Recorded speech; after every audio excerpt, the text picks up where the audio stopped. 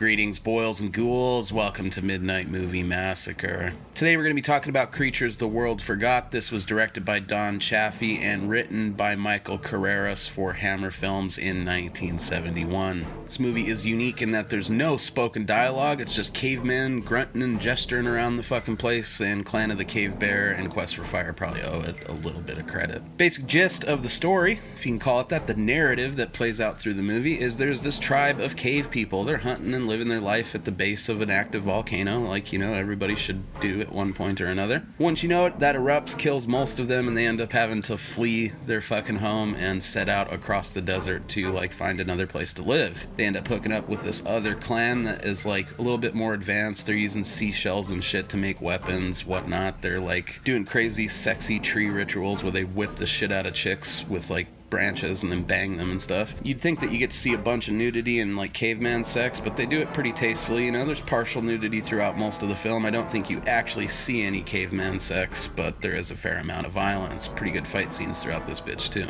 After they meet up with this clan, eventually there's some babies born or whatever. 2 brothers and a girl, not related to the 2 brothers. It's important for later. And basically it shows them growing up, kind of competing for the affections of their father. He's teaching them how to hunt and be men and stuff. One of the kids is a little bit more brutal. The other kid's a little bit more, inventive.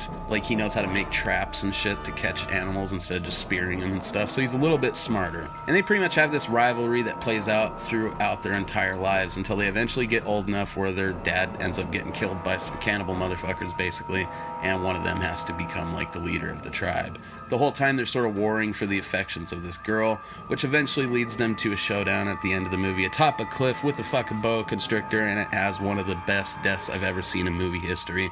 Cannot recommend this movie enough. It's just a chill one to throw on, kind of sit back and, smoke a blunt and enjoy it. You don't really have to pay complete attention to the whole thing because there's no dialogue, which is a plus as well. Pretty decent special effects, like I said, some pretty decent fight choreography. Everybody kind of gave it 110% out there in that arid desert climate. Couldn't have been fun, but they seemed to have fun doing it nonetheless. So definitely one worth checking out. If you can find the Hammer collection that has the yellow case, this is in there. It's only about $10. Totally worth every penny.